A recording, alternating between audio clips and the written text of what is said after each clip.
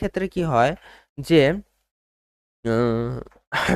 মানে কোষগুলো টিস্যু গঠন করে। টিস্যুর পরে এখন তুমি তোমার হাতকে কি টিস্যু বলবা ভাই? Obviously not. তোমার হাত একটা অঙ্গ না? তো এই জিনিসগুলোও চিন্তা হবে। টিস্যু হলো মানে কয়েকটা কোষ একত্রিত হয়ে মানে নির্দিষ্ট কাজ করে। তোমার হাত কেটে গেলে দেখবা যে দ্রুতই সেখানে মানে আ তোমার হাত কেটে গেলে ওটা কি ঠিক হওয়ার কথা ছিল? Generally never and not. কিন্তু তুমি যখন দেখো ২-৩ দিন পরেই কিন্তু ওষুধ লাগিয়ে বা বিভিন্ন মানে ফাঁকা রেখেও শুধুমাত্র বেঁধে রাখি যাতে মানে জীবাণু বা জার্মস না ঢুকে। কিন্তু সেটা কিন্তু সেরে যায় বা ঠিক হয়ে যায়।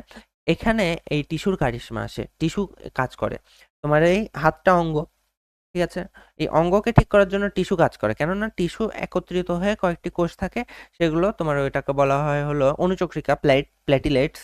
ওটা হলো এসে তোমার ওই যে স্থানটি ক্ষত হয়েছে ওটা পূরণ করার জন্য মানে একত্রে কাজ করতে থাকে, তখন তোমার ওটা ক্ষতটা ঠিক হয়ে যায়। কিন্তু ক্ষত বড় হলে ওরা ওই কাজটা সহজে না, দুর্বোধ্য হয়ে যায় ওদের জন্য। স্বাভাবিক কথা। তোমাকে এখন যদি ভাই ধরো ২ কেজির একটা জিনিস দিয়ে দেওয়া হয়, সেই তুলনায় ২০ কেজির জিনিস দিয়ে তুমি তো নিচে মানে পড়ে যাবে, এরকম অবস্থা হয়ে যাবে তোমার। মানে নিলেও খুব কষ্ট হবে না। তো ওদের কাছে ওই মানে সামান্য কাটলে সহজ, বড় ভাই যদি বড় ওজনের বা বড় কাটার জিনিস দেওয়া হয় কঠিন হয়ে যায়। সেটা হলো নিডারিয়া পর্বের প্রাণীরা কোষীয় টিস্যু বা সেলুলার টিস্যু গ্রেড। টিস্যু মানে তো টিস্যু, সেলুলার টিস্যু গ্রেড তাই, হ্যাঁ? প্লাটিহেলমিনথেসের কোষীয় অঙ্গ এই তো আমাদের হাত পা এর মতো অঙ্গ গঠন করে এগুলো প্লাটিহেলমিনথেস থেকে। তো কোষীয় অঙ্গ সেলুলার অর্গান গ্রেড, কোষীয় অঙ্গমাত্রা, ঠিক আছে ভাইয়া? Cellular organ grade.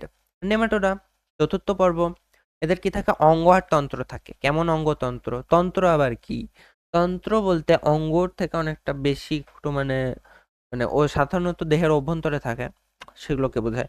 যেমন তন্ত্রের মধ্যে রয়েছে আমাদের লিভার বা যকৃৎ, ফুসফুস এটা একটা তন্ত্র। মানে কয়েকটা অর্গান মিলে যেখানে যুক্ত হয়। যেমন তোমার আমার হাত, এটা কিন্তু মানে হাত পা সবকিছু কিন্তু পাম্প করছে হলো মানে ব্লাড পাম্প করছে কিন্তু হার্ট, হ্যাঁ? ওটা না থাকলে তুমি ওটা যদি ধরো কেউ চাকু মেরে দেয়, কেউ গুলি মেরে দেয়, তুমি সাথে সাথে স্পট ডেড বলা যায়। তো মানে আল্লাহ যদি বাঁচায় না রাখে, তা আল্লাহ বাঁচায় রাখলে থাকবা, না হলে তো উপায় নেই ভাই। জেনারেল মানে থিঙ্কিং এ। তো ওই তন্ত্রটা হলো ওই জিনিস যেখানে বিভিন্ন অঙ্গ যে যুক্ত হয়। তো এই তন্ত্রটা গঠন করতে পারে নেমাটোডা সহ নেমাটোডার পরবর্তী সকল প্রাণী। এই জিনিসটা মাথায় রাখো। তো এই জিনিসগুলো লিখলে ভাই তোমার লাভ কি তুমি বলতে পারো তখন পড়ালেন কি এগুলা? ৩টা বৈশিষ্ট্য পাবা তুমি without reading any books. Just concept বুঝলাম ভালোভাবে একটু যদি দেখো, দিনে ২-৩ বার করে দেখতে দেখতে দ্বিতীয় দিনে বা তৃতীয় দিনে এমনি মুখস্থ হয়ে যাবে। হয়ে গেল। তারপরে পার্থক্য লিখতে পারবা। বললো পরিফেরা আর হলো প্লাটিহেলমিন নেমাটোডা। পরিফেরা নেমাটোডা পার্থক্য লিখো। তখন কি লিখবা? পরিফেরা একস্তরী, নেমাটোডা ত্রিস্তরী। পরিফেরা অ্যাসিলোমেট বা সিলোমবিহীন, নেমাটোডার পিসুডোসিলোমেট বা অপৃকৃত সিলোম আছে। পরিফেরা কোষীয় মাত্রার, নেমাটোডা অঙ্গতন্ত্র মাত্রার। বা অঙ্গ মানে কি ভাই? অর্গান। তন্ত্র মানে system, organ system grade. English টার্মগুলো লিখে দিলে খুবই ভালো।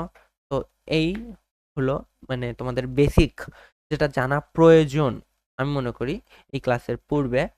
আর বাকি এর পরবর্তী ক্লাস থেকে আমরা চেষ্টা করব পর্ব সম্পর্কে পড়ার, ইনশাল্লাহ।